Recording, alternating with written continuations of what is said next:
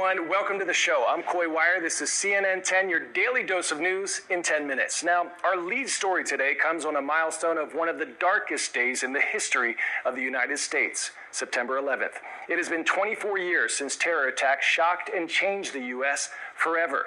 The first half of today's show takes us through the events that happened on September 11th, 2001, leading to the phrase never forget, which remains to this day a heartfelt plea for Americans, especially those who lost loved ones and those who witnessed and survived the attack. Today, U.S. President Trump will honor those who died by attending a memorial at the Pentagon. Vice President J.D. Vance and Second Lady Usha Vance will travel to Ground Zero, where the Twin Towers once stood, for a memorial service. Each year in New York City, the names of all 2,977 victims are read aloud at the National September 11 Memorial and Museum. We will be showing some of the traumatic footage of what unfolded on this day 24 years ago, and it may not be appropriate for everyone. So please, especially if you're under the age of 13, ask an adult, a parent, a teacher, if this content is safe for you to watch. We'll be sharing the devastating updates that came into CNN's newsroom. You'll hear the anguish and the confusion as the coverage turns from what some believe was an accident into the reality, which was an unprecedented attack on our homeland. If it's not appropriate for you, you can fast forward to the other stories of the day, sometime just past the half point of the show.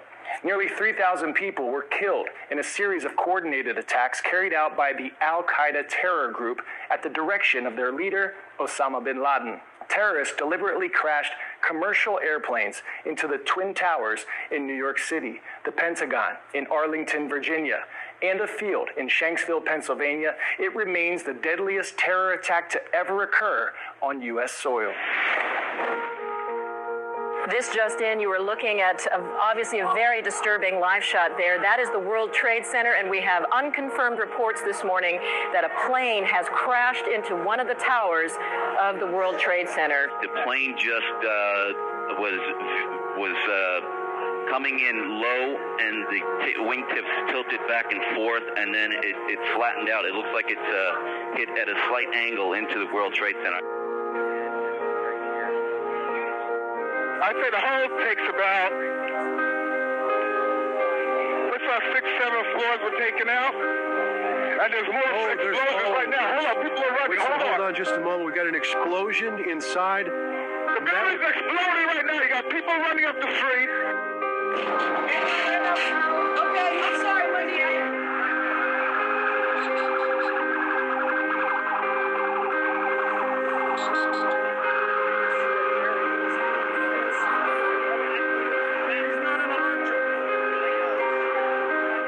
Today we've had a national tragedy. 2 airplanes have crashed into the World Trade Center in an apparent terrorist attack on our country. I have spoken to the Vice President, to the Governor of New York, to the Director of the FBI, and have ordered that the full resources of the federal government go to help the victims and their families, and to conduct a full-scale investigation to hunt down and to find those folks who committed this act. We have a report now that it was a plane that crashed into the Pentagon, and we have a large fire at the Pentagon. The Pentagon is being evacuated.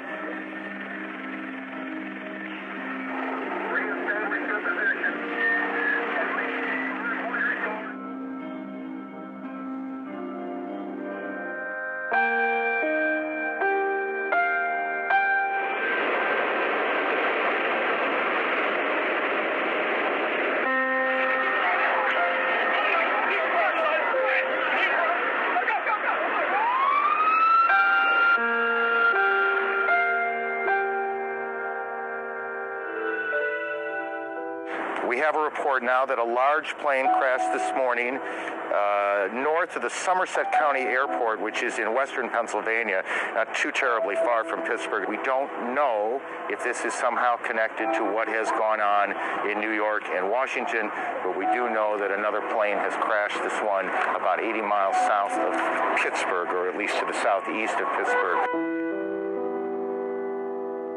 You can see perhaps the second tower, the front tower, the top portion of which is collapsing.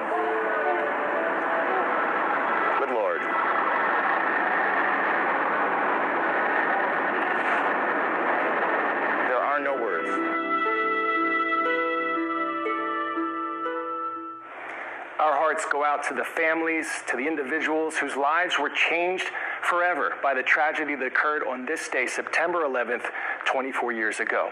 All right, now we will pivot to get you some of the other top news stories of the day. In Europe, there's an unprecedented situation playing out in Poland. Polish Prime Minister Donald Tusk says his country is now closer to conflict than any time since World War II, which ended September 2nd, 1945.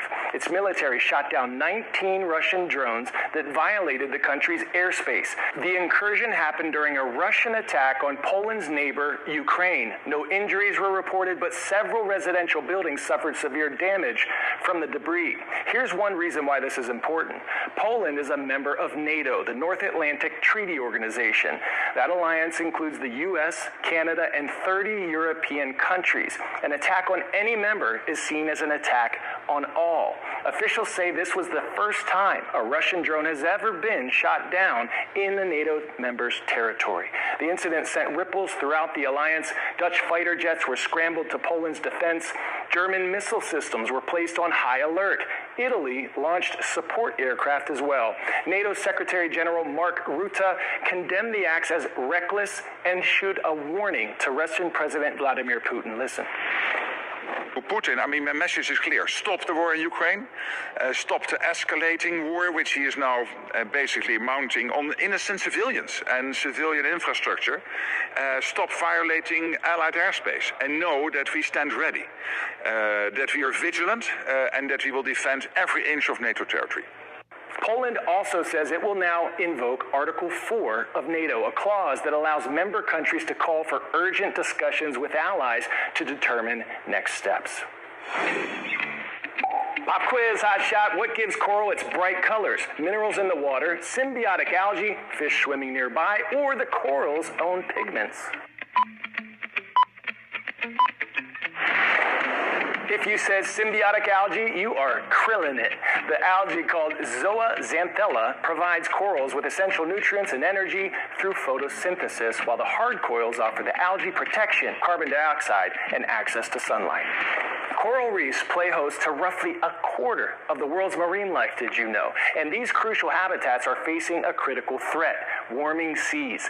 Record ocean temperatures are making coral reefs vulnerable to a process called coral bleaching, which can stress and often kill corals. These mass bleaching events are becoming more frequent, and scientists are racing to find solutions. One team in California is using some innovative new techniques to rebuild the corals. Daniel and his team have a new tool. This liquid, especially because when you shine light on it, becomes jelly. SnapX, a scented gel that can be painted or sprayed onto damaged reefs or even 3D printed attachments like this one. In lab and field tests, coral treated with SnapX attracted 20 times more larvae than untreated surfaces. It works immediately and lasts up to a month.